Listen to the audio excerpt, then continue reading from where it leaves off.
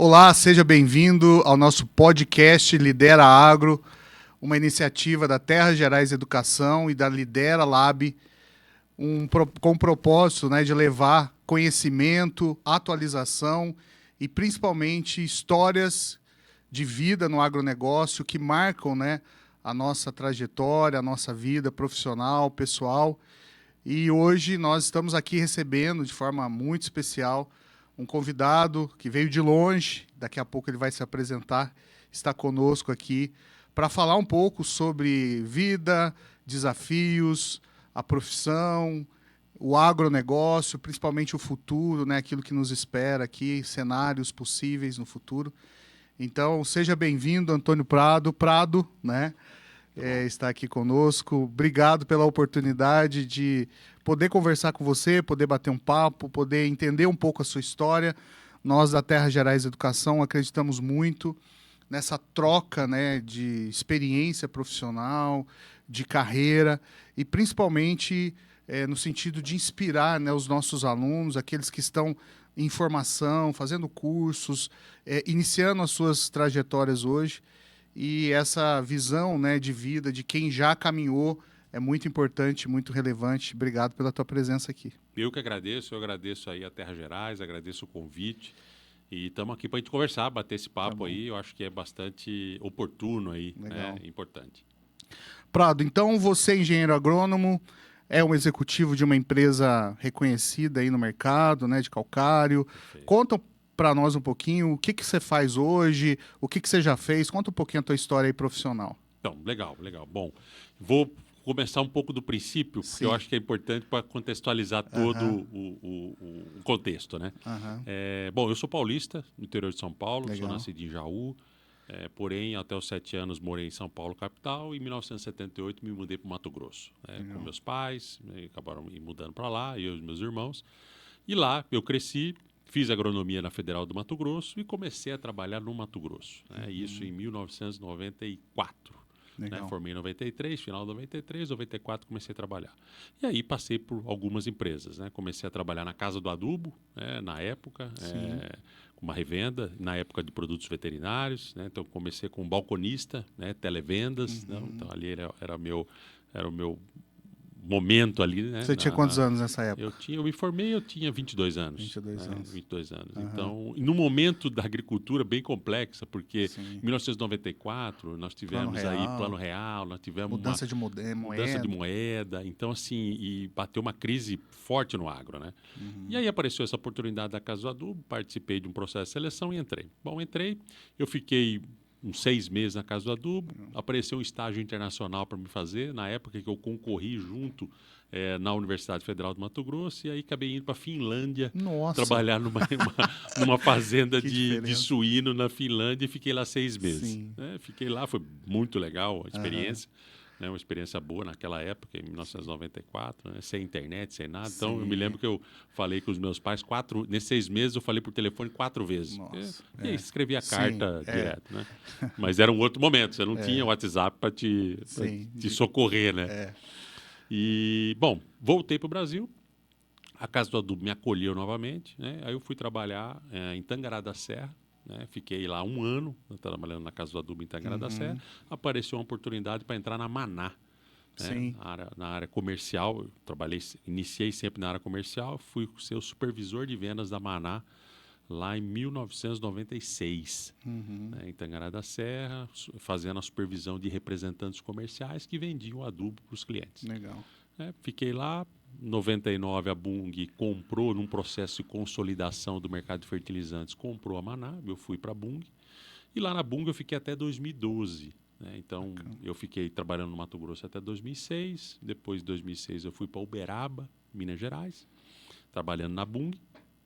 Em 2012, saí da Bunge e fui para Monsanto, que também não existe mais. A Maná já não existe. A Bunge, no fertilizantes, também passou a bola para a Yara, em 2010, mais ou menos, acho que 2012, na verdade, 2012, ela vendeu todo o varejo para a Yara. E eu fui para Monsanto e fiquei quase 4 anos a Monsanto, então em Goiânia, onde eu conheci a Agrex, era um cliente da Monsanto. Um dia eles fizeram um convite, a Agrex é uma empresa uma empresa da Mitsubishi. E fizeram um convite para ser diretor comercial. Fui para a Agrex e lá fiquei 8 anos, né, como diretor comercial, como diretor de operações e depois como CEO. Saí em 2023 e acabei ficando um período fazendo cumprindo um contrato de não compete que eu tinha com a Mitsubishi, né, com a Agrex. E em 2025, não, 24, eu entrei na Pirecal Calcário, uma indústria de calcário no interior de Goiás, Sim. uma indústria de 40 anos, Sim. uma indústria familiar, né, uma indústria familiar, que os proprietários tiveram a decisão de sair da operação do negócio, né? Então montamos um conselho, né, certinho, aumentamos aí o nível de governança, e aí eu vim, né, como CEO, eu já estou há 2 anos, né, para fazer todo esse processo de transição aí para uma empresa mais sólida, mais consistente, né, com um pensamento também em governança grande. Legal. Então essa é a minha história longa, curta, né? Vocês já são quase 35 anos aí. E nesses intervalos, né, ainda é professor da Terra Gerais Educação, né? Sim, trazendo aí conhecimento para os nossos alunos também, né? Perfeito. Eu acho que assim, é algo que eu sempre gostei de fazer, né? Mesmo enquanto eu executivo das empresas, eu sempre tive esse viés de ensinar, de compartilhar, né? De estar junto. E aí veio a Terra Gerais com essa proposta e eu falei, poxa, eu acho que é o momento da gente passar um pouco do que a gente viveu aí nesses últimos 30 anos, 35 anos. Ô Prado, mas vamos voltar lá para Jaú, onde a cegonha te entregou, né? Isso, vamos. E vamos falar assim, como é que é a tua questão familiar? Pai, mãe, eram agricultores? Como é que a agricultura, né, a agronomia nasceu? Foi algo que você já observava na sua infância, na sua adolescência? Teve alguma influência? Como é que isso despertou?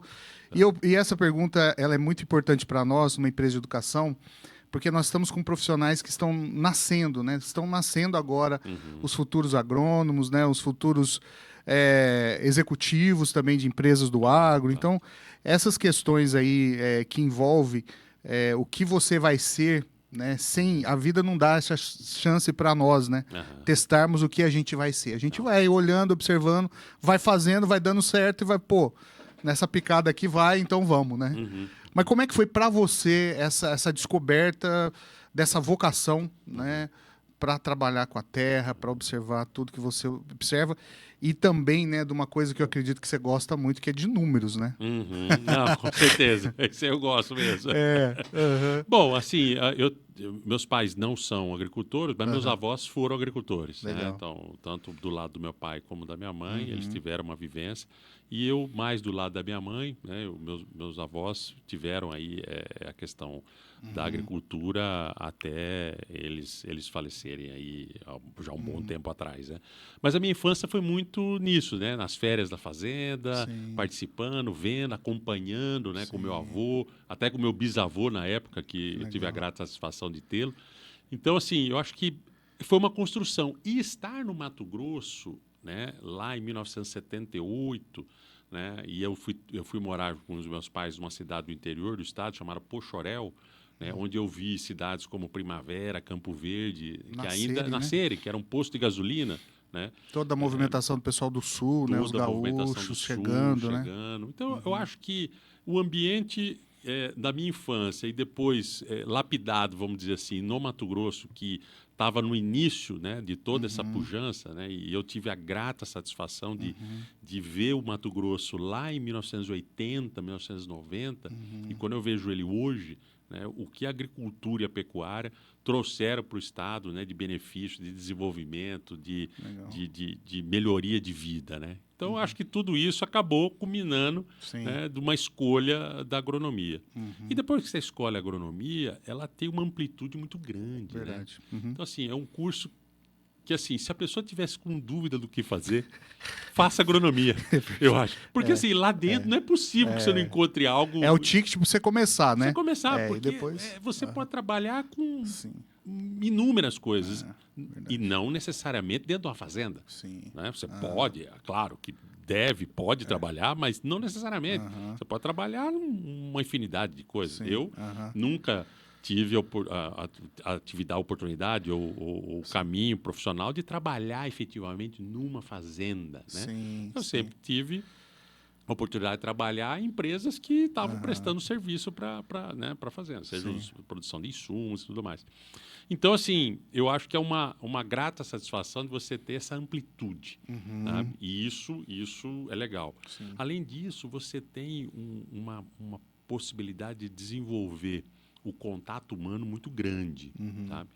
Então, eu acho que assim, a grande questão da agronomia é como é que você consegue conciliar, né, esse contato humano que é extremamente importante, já que o produtor rural ele gosta disso, né? Ele é uma pessoa que de relacionamento, né? Sim.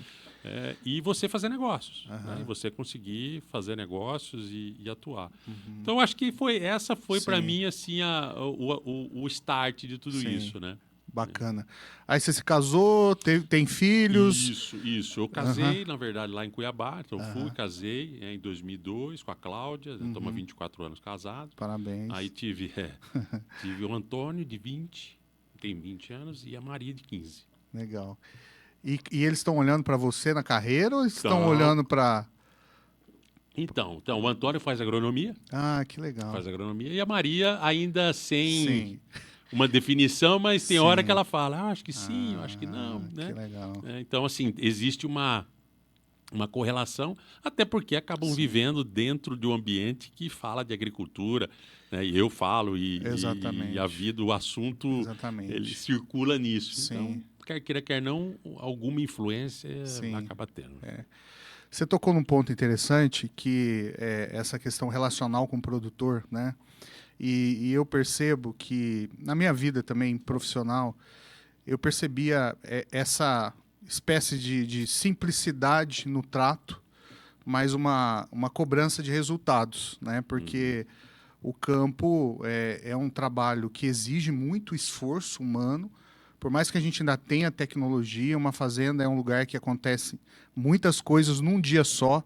Então, são muitas tomadas de decisão no único dia.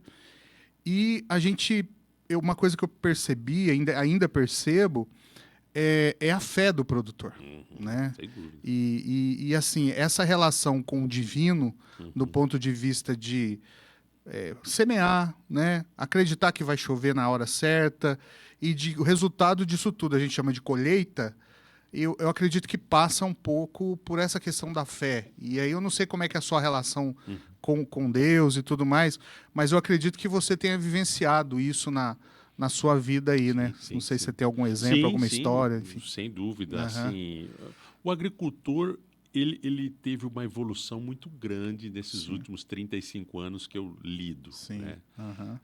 Ele sai de uma situação onde a informação para ele era muito limitada, né? Vamos lembrar que em 1990 você não tinha internet, você não tinha muitas vezes telefone nas fazendas, você não tinha comunicação. Então a comunicação muitas vezes era feita com o vendedor, o consultor que ia na fazenda. Né? Então, ele era a internet, ele que atualizava. Época, né? O que está acontecendo? E o produtor acreditava 100% nele. Nele. Então, por quê? Porque você não tinha como confrontar, você não tinha mecanismos para isso, o agricultor não tinha tempo para isso. Então, aquele consultor, aquele vendedor, ele vinha como fazendo um elo mesmo entre a realidade do mundo ali, o que estava acontecendo, com ele ali.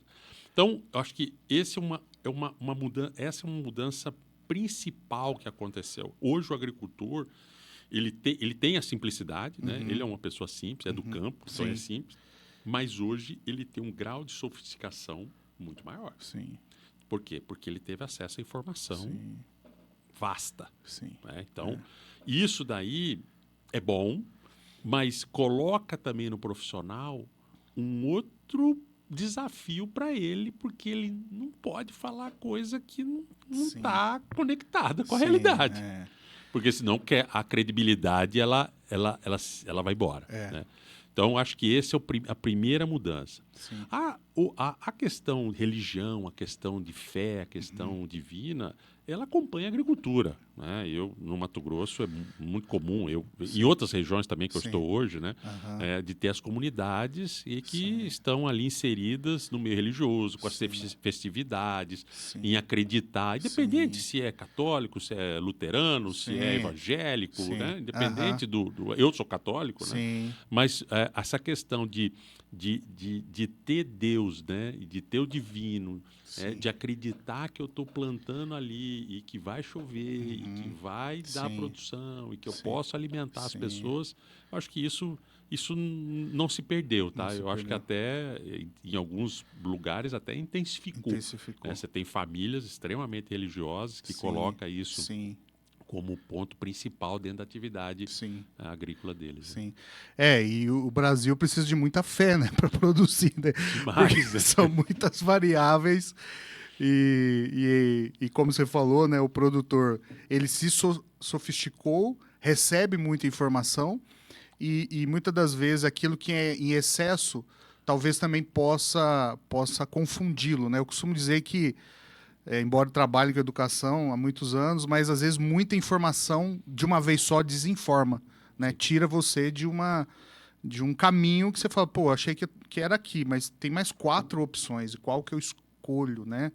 Então, eu acho que a inteligência de dados, que é uma coisa que você contribui aí semanalmente conosco, através do Café com Prado, né? Que é um resumo muito bem estruturado, que nós, inclusive, com a sua autorização, reproduzimos, né, nos nossos grupos de WhatsApp. Hoje a gente tem lá o Pé na Roça, onde a gente conta lá com quase 400 profissionais que semanalmente têm informação sua e diariamente outras informações. Então, eu acho que essa complexidade hoje leva o produtor a necessitar de um advisor, né, de alguém que possa talvez discernir. E eu queria que você falasse um pouco sobre isso, talvez do aumento de consultorias que conseguem sintetizar e o produtor fala assim, não, chega, eu estou ouvindo muita gente, agora eu quero um advisor aqui, um conselheiro que vai poder ouvir vocês, mas que vai me ajudar, né, a tomar a decisão. Esse, para mim, é o ponto principal que você terminou a frase, né? Tomar a decisão. Sim. Então, assim, essa é uma dificuldade grande, porque você tem realmente uma infinidade de informações, né? de números, de informações e tudo. Muitas vezes, apesar da quantidade grande de informações, né, de números, você nunca vai ter a plenitude para se tomar uma decisão. Uma hora você tem que tomar. E nem zero risco, né? E nem zero risco. Né? Você pode até buscar tudo, tentar mitigar o máximo possível, mas algum risco vai ter que ter. Né? Vai ter que ter. E eu vejo que os consultores, né, nós, os consultores, assim, o entendimento de como é que eu consigo melhorar a vida do produtor no dia a dia, já que a vida dele é extremamente complexa de tomada de decisão. Então, se eu sou um fornecedor de calcário, por exemplo, que eu sou, né, e que o calcário movimenta muitas toneladas. Né, que então, é base, né? Que é base. Então, assim, eu tenho clientes que compram 20 mil, 10 mil, 30 mil. Então, quando eu chego para o produtor, eu falo, eu quero vender essas 30 mil para você e eu quero que você nem perceba que está movimentando 30 mil toneladas dentro da sua fazenda. Né? Porque se, por acaso, eu causar um problema, eu não sou mais o preferencial para atender. Né? E isso vale para outras coisas. Então, eu, enquanto fornecedor para o cliente, eu não posso trazer mais problema para ele do que ele já tem dentro da propriedade dele. Perfeito. Então, isso, para mim, é o ponto. E muitas vezes as empresas, elas falam assim, não, o meu jeito é esse, a minha forma é essa, e muitas vezes não adapta da forma como o cliente quer. Então, como é que é a situação, onde está a dor dele e como é que eu consigo resolver essa pequena parte? Então, assim, o calcário é uma parte das inúmeras outras, né? Então, se eu consigo resolver o calcário, se eu consigo entregar, né, com excelência, um produto de qualidade, dentro dos prazos que foram estipulados, né, sem ter problemas da cadência dele para ele usar, bom, esse problema ele já resolveu. Agora eu vou buscar outro negócio para resolver. Então, eu acho que isso daí é importante. Então, o consultor, aquele que está provendo a consultoria para o cliente, ele tem que tentar buscar isso. Né? Ele tem que tentar buscar esse tipo de serviço, esse tipo de solução. Sim. Eu não posso criar mais problema para ele. Perfeito. Eu tenho que resolver os problemas Sim, dele. E aí eu tenho essa capacidade Sim. de resolver. Então, eu acho que esse é o ponto principal, né? Para a gente poder, o cliente escolher quem Sim. é que ele vai atuar. Né? Você tocou num ponto interessante aí, né? Que hoje vem sendo estudado e aperfeiçoado, não só pelo agro, mas por outras empresas, né, na jornada do cliente. Né? Até pegando um pouco essa tradição religiosa, né, de olhar e falar assim, não, eu tenho que tratar o outro como eu gostaria de ser tratado. Né? Existe uma máxima aí. Sim. Mas essa máxima está sendo questionada porque, assim, mas quem falou que o outro quer ser tratado como você? Né? Na verdade, a premissa seria, eu tenho que tratar o outro como ele gostaria de ser tratado, e por isso cada vez mais eu preciso entender o outro. Né? Então entra tudo aí que a gente estuda, empatia, né? Uma escuta ativa para entender realmente, não só levar a solução, como você falou, algumas empresas, encaixotada, né, para que a decisão seja tomada, né, como você está falando. Eu costumo assim, por exemplo, esse é um ponto. Eu acho que cada vez mais a gente entra num momento de customização. Né? Cada vez mais o cliente quer ser atendido diante da situação dele. Sim. Muitas vezes eu me deparei com situações, por exemplo, de políticas de crédito. Tá? Que muitas vezes, assim, a política de crédito é essa daqui. Então, você tem um stand ali de política de crédito, assim, assim, assado. Só que muitas vezes não tem como você seguir a política de crédito nua e crua, como ela está escrita, porque cada cliente é e cada cliente tem uma particularidade específica. E eu preciso tratar essa particularidade, porque senão eu não faço negócio. E essa é a dificuldade. Hoje. E ainda mais hoje que o crédito é algo assim, que hoje talvez seria algo mais crítico dentro do negócio, até porque as margens vêm sendo comprimidas, o produtor perdeu rentabilidade absurdamente, os custos aumentaram. Então, para quem está dando crédito, né, essa análise, essa decisão de dar o crédito, ela ficou ainda mais complicada. Né, mais complicada. O dinheiro caro, né? Você pega uma operação que às vezes você vai ter 20% e a operação te dá 15%, te dá 7%, e aí, como é que essa conta fecha? Não fecha. E aí, por isso que nós estamos vendo. Quer dizer, nós estamos há 53 meses no Brasil com juros acima de 10% ao ano. Tá? Então, assim, e tivemos picos, estamos aí com picos com quase 15 há mais de 20 meses. Então, isso daí é algo que não só para a agricultura, né, para o agricultor ali, mas para toda a cadeia, a dificuldade de você fazer uma operação lucrativa, ela é muito difícil. Né? Porque qual atividade que me remunera tanto, onde eu possa pagar um juro de quase 20% ao ano? Porque lá a taxa Selic é 15%, mas depois você tem o spread, você tem isso, você tem aquilo, você tem o risco. Na hora que você vai ver, você está pagando 18%, 20% ao ano. Então, assim, é algo muito alto para uma atividade econômica que a gente tem em margens cada vez menores. Então, esse é um entrave. Eu acho que, assim, pensando em futuro, vamos dizer assim, eu acho que um dos maiores entraves, né, e isso nós estamos vendo nessa safra, né? Algumas, eu não crio dados, tá? Eu acompanho os dados de várias empresas e várias empresas que colabam, e eu faço uma curadoria desses dados, né? Eu faço uma curadoria desses dados e analiso esses dados. O que mostra que pela primeira vez desde 2006, a 2006 foi o ano que a área de soja caiu. Nesses últimos 25 anos, desde 2000 até agora, nunca a área de soja brasileira caiu. Em 2006 foi um desses anos que caiu. E esse vai ser, depois de várias safras, a safra que você vai ter a estabilidade da área de soja. A área de soja não vai crescer no Brasil esse ano, pelo que dizem a maioria das consultorias mais conceituadas. 180 milhões de toneladas no ano passado. 180 milhões e quase 49 milhões de hectares plantados. Né? Então, você não tem... Você vai talvez entrar num platô ali de... platô. Por quê? Como é que se abre uma área nova? Né? Uma área nova para você abrir do zero, quando eu falo assim, abrir, quando eu falo, uma pastagem, né, transformar Isso. Custa de 20 a 25, 30 mil reais o hectare. Então, se eu vou fazer uma abertura de 1.000 hectares, eu preciso de 30 milhões de reais para poder abrir aquela área. Com um payback de... Sei lá, 5, 6, 8, 10. Assim, com essa rentabilidade que nós estamos hoje, É para perder de eu vista. acho que é eterna. Entendeu? Então, como é que Exato. motiva o produtor a fazer mais abertura? Não, o que motiva o produtor a abrir mais área, a plantar mais, a investir, é a rentabilidade. Isso comprovado ao longo dos anos. Sim. Se você pegar nos anos de pandemia, onde a rentabilidade do produtor chegou a ser lucro líquido na última linha entre 4 a 5 mil reais o hectare e hoje não chega a 500 reais o hectare. Então, o que acontece? O produtor fez o quê? Opa, vamos plantar mais. Sim.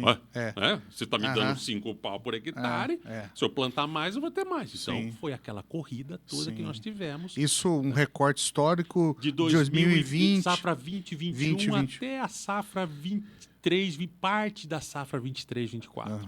Então, dentro desse recorte, você teve um aumento gigantesco inicial das commodities. Né? Então, nós saímos de soja lá em 2019, que valia 65, 68 reais, e ela chegou a 180, 190, em alguns lugares 200. Né? Mas vou falar assim, um preço que o produtor teve condição de vender a 160 reais naquela época, que era um bom preço, porque você tinha os custos de insumos ainda muito baratos, né? Muito baixos.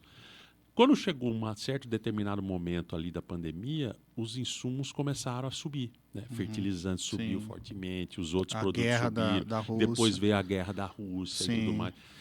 E o que aconteceu?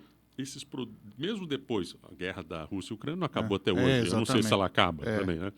Aí emenda com outra guerra do Irã com os Estados Unidos. Então, você não tem um arrefecimento dos custos do produtor, porém, com safras recordes que nós tivemos no mundo e o mundo abastecido de alimento com altos estoques, não deu condição dos preços descolarem, subirem e garantir a margem para o produtor.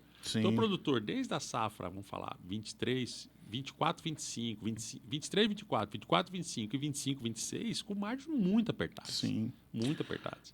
E trazendo um dado, já que a gente falou de consumo e também jornada do cliente, talvez em algum momento essa análise acaba se perdendo, que o produtor esquece de olhar para o hábito de consumo de alimentos do mundo. Então, pegando um dado simples que eu acredito que você já tenha analisado, e aí a gente vai ver essa relação, né, de equivalência, de proporcionalidade talvez. Canetas emagrecedoras, né? Então você pega e isso explodiu no mundo inteiro. Total. O Brasil está vivendo uma explosão. Epidemia de caneta.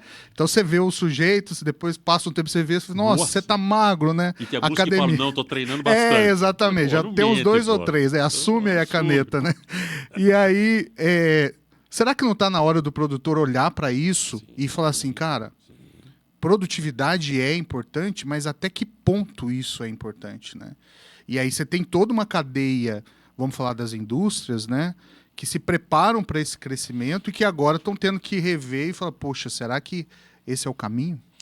Olha, assim, você colocou um ponto para mim importantíssimo, né? Na verdade, se você não só a caneta, eu acho que acelera essa situação toda. Mas se você pegar no Brasil, nos últimos 10 anos, o consumo de arroz e feijão ele cai a cada ano. Tá? Então, é uma mudança de consumo. Né? Nós, um hábito. É um hábito. Assim, eu que sou mais errado, vamos dizer assim, nós estamos mais arroz, erado, feijão e alguma coisa. Você acontecia, você voltava do colégio, sentava na mesa, tinha um arroz, tinha um feijão, tinha salada, todo dia, no almoço, sobrava aquele pouquinho na janta. Então, você tinha esse hábito de almoçar em casa e de comer isso daí. Hoje, você não almoça, dificilmente alguém almoça em casa, né?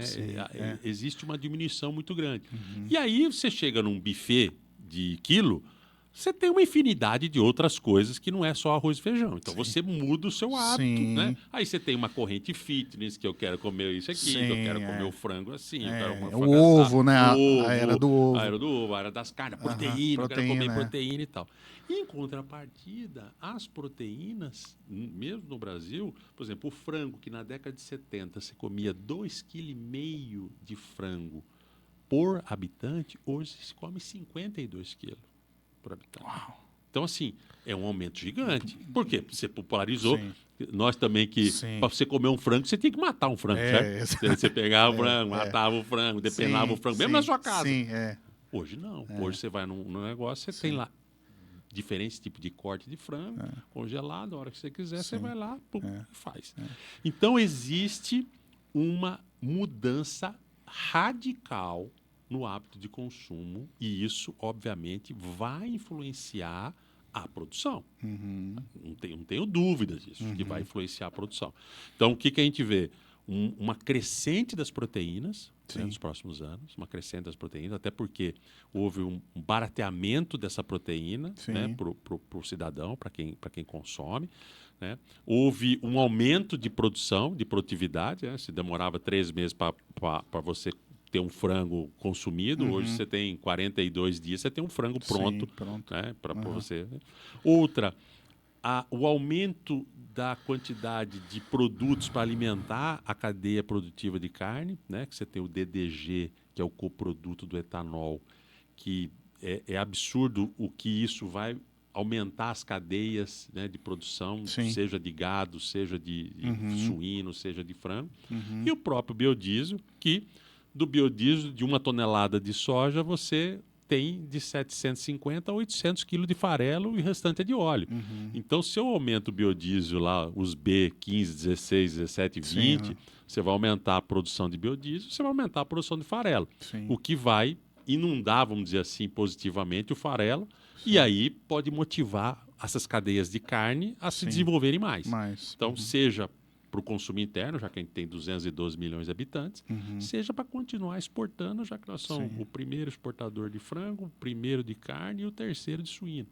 Então, tudo isso mostra para frente uma mudança. Né? Eu vejo que a agricultura não adianta achar que esses últimos 25 anos, e isso que eu sempre falo nas minhas análises e nas minhas palestras e tal, os próximos 25 anos não serão iguais aos últimos 25, onde a China ajudou muito, cresceu demasiadamente, ajudou a gente a ter todo esse crescimento de produção de soja, já que a China representa 80% das nossas exportações de soja. E o segundo lugar é 4,2%, que é a Espanha.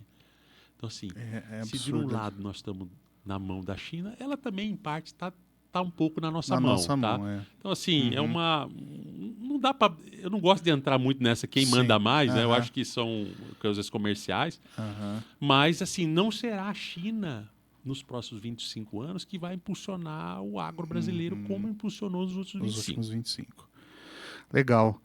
O Prado, eu queria voltar um pouquinho na questão do governo, sem falar de política, né? Que eu acho que a gente pode evitar isso, mas entendendo o papel do governo nessa questão, principalmente do crédito, né? Nós estamos aí com uma safra, daqui a pouco vai começar a safra verão, vem o plano safra, tem essa questão de juros. Como é que você acredita que o produtor possa se preparar para isso que ele já sabe, né? Os juros não dão sinais, né? A Selic está baixando 25, né? E depois o Copom se reúne e a coisa não sai disso, então a gente não tem um horizonte. É um ano eleitoral, né? A gente sabe que aí, independente de quem ganhe, tem um grande desafio. E o produtor está, nesse momento, olhando, né, esse cenário e precisa plantar. Então, assim, como que o produtor pode se preparar para que ele possa ter uma gestão mais eficiente num cenário que merece, né, toda a atenção para que aquelas decisões, principalmente com relação ao financiamento da safra, serem mais acertadas? Você tem alguma visão aí de que possa ajudar o produtor a pensar pelo menos algumas premissas? Quando você olha o montante geral de crédito do agro, hoje em torno de 30%, 32% representa o crédito rural oficial, né? O crédito agrícola oficial. Né? Na verdade, o agro ele cresceu absurdamente e o crédito oficial ele foi diminuindo a sua proporcionalidade dentro. Né? Então, lá, eu não tenho esse número na cabeça, mas sei lá, 25 anos atrás era 80%, né? E hoje ele é 30%. E outros agentes financiadores entraram, seja o crédito sem ser oficial via banco, seja a Faria Lima com o mercado de capitais, seja as revendas financiando, Também, os fornecedores que é um papel financiando, importante, as trades financiando, porque as trades tiveram um papel grande nisso, Sim. porque como ela precisava de soja para poder cumprir as suas exportações e tudo mais, os contratos, ela foi um agente financiador pesado, principalmente no centro do país, do centro-oeste brasileiro. Sim. Ela financiou muito a expansão agrícola, né? Então, o que eu vejo? Eu vejo que o crédito rural, em alguns estados, ele é extremamente relevante. Né? Você pega principalmente estados onde você tem o módulo rural menor, né? São clientes agricultores médios e pequenos. O crédito rural tem uma relevância porque com aquele crédito ali ele consegue fazer grande parte da lavoura dele. Quando você pega um agricultor do centro-oeste brasileiro, da Bahia ou mesmo de partes de Goiás, ele não consegue. Sim, Ele não é um cara que planta 10 mil hectares, Sim, nem que ele tenha o CPF dele, mais da esposa e mais dos filhos, ele não consegue fazer. Né? Então ele precisa de crédito de outros agentes. Né? E eu vejo assim, como é que a gente consegue avançar nesse ambiente? Eu acho que nós temos que ter bons parceiros, sabe? Eu acho que o produtor ele tem que entender quem é o parceiro dele nessa jornada. Né? Então, um agricultor que muitas vezes pinga de um lado para o outro, de um lado para o outro, do lado para o outro, eu não sou relevante para ninguém. Sim. E aí, numa situação dessa, eu posso ficar fora de Você contexto. está diluído. Está diluído. Tá né? diluído. Então, eu sou relevante para quem? Né? Então, eu acho que esse é um ponto importante. Né? Eu acho que o agricultor ele fazer a sua lição de casa, de entender como é que ele está financeiramente, né? Como é que ele está, quer dizer, e muitas vezes fazer ajustes, né? Como uma empresa qualquer precisa fazer. Né? Eu, lá na nossa empresa que eu atuo, ajustes têm que ser feitos também, porque senão você não consegue. Então, assim, o mundo agrícola se preparou para um crescimento infinito. Né? Porque a pandemia, aquilo que eu contei ali, ela causou um sentimento que, assim, era infinito. Né? Eu lembro que o produtor chegava para mim, essa soja vai a R$250. Eu falei assim, peraí, mas não, pode ser que ela não vá a R$250. Porque, assim, por outro lado, tem que ter quem consome. Né? Eu lembro que o óleo de soja chegou lá a R$15 o litro. Será que alguém vai pagar R$25 por litro de óleo? Em algum momento, o mercado ele se adapta. O cara para e aí sobra produto, o preço cai. E aí pensou-se que muitas vezes ia ser isso aí indefinidamente. E muitas empresas, e até o produtor, eles deram passos grandes por conta disso. E é difícil você dar ré agora. É difícil você dar ré, porque dar ré você tem que cortar na carne. Sim, né? Exatamente. Mas algumas coisas você tem que fazer. Muitas vezes, isso já vem sendo feito. Você vê produtores, por exemplo, devolvendo áreas de arrendamento que ou eram caras ou eram... para ela ficar boa, precisa investir muito. Então, eu devolvi áreas de arrendamento e tal. Reprogramei meus investimentos. Então, porque senão não consegue, é muito difícil parar em pé. Então, eu vejo que nessa situação desse ano, né, que os bancos, seja os agentes financiadores, eles estão mais rígidos nisso, até por conta da inadimplência que é alta, que subiu. Hoje, o Serasa apontou lá que agora nesse primeiro trimestre de 2026, a inadimplência bateu, segundo o Serasa, 8,2%. Coisa que não acontecia isso há 2, 3, 5 anos atrás. Então, eu acho que o produtor tem que escolher os seus parceiros, né? E os parceiros também escolher os seus clientes. E aqueles que realmente é possível eu continuar atuando, né? Porque na agricultura tudo pode passar em algum momento, isso de ruim fica médio e daqui a pouco fica bom.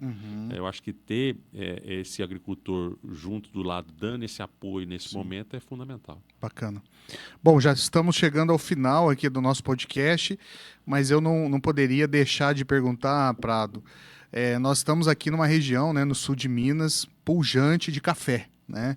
E o café ele traz uma realidade um pouco diferente, né, com relação principalmente à precificação do café. E eu vejo, né, alguns produtores tendo a preocupação aí de expandir as áreas, né, olhando para esse preço, né, que de alguma maneira ele pode causar alguma dúvida. Putz, será que isso vai continuar? Será que vai manter? Esse hábito de consumo ele está crescendo ou não? Então eu queria que você fizesse uma análise, mas principalmente para aquele produtor que talvez esteja tomando a sua decisão hoje de aumentar a área ou de quem não entrou na agricultura entrar, né, principalmente na produção do café, cafeicultura, mas olhando no preço, sem estar olhando tanto para o custo, né, para aquilo que é aquela determinada área tem potencial de entregar dentro de um custo que dê uma gordura para alcançar esse preço, né? Porque eu acho que essa é a grande engenharia de uma área hoje, né? Sim, sim. Eu acho que o café ele entra dentro de uma situação diferente, né, do que a gente fala sobre grãos, principalmente. Né? Eu acho que é uma cultura que ela vem expandindo o seu consumo, né, tanto aqui dentro do Brasil, mas principalmente fora do Brasil, ele vem expandindo. Os cafés especiais, eles vêm ganhando um outro protagonismo, né, onde você consegue um diferencial de preços realmente factível. O chamado valor agregado do café, né? E eu acho que se eu fosse produtor de café, eu antes de eu pensar em abrir mais um alqueire ou mais X mil pés, eu iria melhorar o plantel que eu tenho ali. A qualidade, né, do do plantel. meu café. Do meu café. Então, assim, como é que está o meu café que eu tenho? Né? A idade desse café, como é que ele está? Bebendo. Se ele está bebendo, se ele não está, se ele pode... alguns talhões eu preciso fazer uma troca, uma melhoria. Então, o que eu preciso fazer para melhorar a qualidade desse meu café? Porque eu acho que isso daí traz resultado bem mais vantajoso. Eu não diria rápido, tá? Porque também não é tão simples assim, né? Mas eu acho que com um investimento mais gradativo. Né? Perfeito. Então, assim, eu acho que o consumo, de uma forma geral, sim, ok. Né? Eu entraria para esse viés da qualidade, né? De melhorar a qualidade do meu café, aumentando produtividade, aumentando qualidade de bebida e tudo mais, para poder tocar. Né? E olhando os custos, porque tudo bem que enquanto ureia, nitrogenado estava mais barato lá atrás, eu estava vendendo meu café aqui, a minha margem estava boa. Talvez a margem continua boa, mas talvez nem tanto quanto já esteve alguns anos ou meses atrás. Né? Então, eu vejo esse ponto. Você vê outros países, principalmente Vietnã, crescendo muito, né, na produção, principalmente do Robusta. Aqui no sul de Minas você tem mais o Arábica e tudo mais para produzir. Né? O Espírito Né? Santo, No Espírito Santo você tem mais robusta. mais robusta, né? Mas eu vejo com bons olhos, sabe? Acho que um olhar importante é essa questão climática, né? O quanto que essas diferenças climáticas aí podem afetar a cafeicultura, né? Em que regiões ela pode afetar. A irrigação, né, como uma possível pode ser uma solução, né? Que tem se aplicado muito aqui no sul de Minas. Eu acho que... Então, isso que eu estou falando. Antes de eu pensar em abrir mais 1 hectare de café, né? Como é que eu otimizo aquilo que eu tenho? Então, poxa, a irrigação é algo que se tem uma situação de distância, clima... né, entre uma safra e outra, que é, né, uma safra bem e outra não tão... né, a tal bianualidade do café. Então, a irrigação ela consegue melhorar, né? Ter um padrão mais estável, né? Exatamente. Porque isso é ruim também, porque você produz... É o fluxo de caixa, né? O fluxo de caixa. O meu gasto continua o mesmo. Exatamente. E aí eu tenho 50% a menos do meu fluxo de caixa. Como o fluxo é o rei, não aceita desaforo. Não aceita desaforo. Então... Bacana. Bom, para encerrar, Prado, nós na Terra Gerais Educação preparamos os profissionais para os desafios do agro, principalmente os profissionais que atendem, né, esse produtor. Já falamos aqui no decorrer da nossa conversa, né, a questão de agregar valor, mas pensando aí nesse RTV, ou nesse consultor de revenda, ou de uma cooperativa, qual o perfil que você acha hoje necessário para esse profissional atuar de forma a realmente ter ali um relacionamento com o cliente, e assim como o caixa é o rei, o cliente também é o rei, né? Ele que paga o nosso salário, né? Claro. É uma pergunta retórica até nas empresas, para quem você trabalha, né? Então, a gente trabalha para o cliente. Claro. Então, olhando para isso, quais competências você acha, o que um RTV, um consultor hoje precisa ter, além do desafio gigante, né, que ele tem pela frente, e o conhecimento dentro da Terra Gerais vai muito em direção a prepará-lo para esses cenários, mas o que você enxerga aí de perfil? Eu vejo assim que o profissional de vendas ele precisa ser relevante para o cliente. Sim. Tá? E na hora que eu falo relevante, você tem uma série de ações, né, e de preparação que eu posso fazer. Se eu não sou relevante para o cliente, né, se na hora que eu penso em comprar um produto A, eu sou o último a ser lembrado ou não sou lembrado, Sim. então eu não sou relevante para esse cliente. Sim. E aí, o que eu preciso fazer para ser ser relevante para Uhum. aquele cliente? Então, assim, os treinamentos, como é que eu me estruturo, né? Eu estava conversando hoje, inclusive, com relação como é que a IA pode ajudar a Sim. pessoa de venda, Uhum. né? Para ter um assistente comercial ali Sim. para ajudar essa pessoa a Sim. poder se organizar no dia a dia dela, que informação levar para esse cliente, que momento eu acesso esse cliente, Sim. porque muitas vezes é ruim para quem é de vendas, e eu vou dizer que eu sou um cara de vendas. Aham. Você, muitas vezes, viajando pelo Brasil, você vê lá uma plaquinha: não aceitamos vendedores. Proibida a entrada Proibida a entrada de vendedores, de representantes comerciais. Isso é terrível. Terrível. É por quê? Porque eu Tem não uma herança ruim, eu né? não tô, eu não, a experiência da pessoa, do agricultor, foi de pessoas que não foram relevantes para ele, Exatamente. em alguma coisa. E aí ele se bloqueou. Então, eu, enquanto vendedor, eu preciso entender isso, sabe? Eu preciso desenvolver isso. Não é simples, não tem receita, Sim. né? Eu acho que é uma construção, né? Terras Gerais, eu acredito que é uma forma importante, porque está conectada com a realidade, com pessoas que vivem o campo, Sim. em poder ajudar esse profissional a se capacitar gradativamente para atender esse mercado e continuar sendo relevante. Né? Se você for relevante para o cliente, você vai ser relevante também para a empresa. Sim. E aí você vai ter condição de continuar a sua vida profissional para frente. Perfeito. Se você perder isso, você fica fora. Ou seja, o desafio é conquistar, mas também manter. Manter. Né? Manter. Conquistar e manter.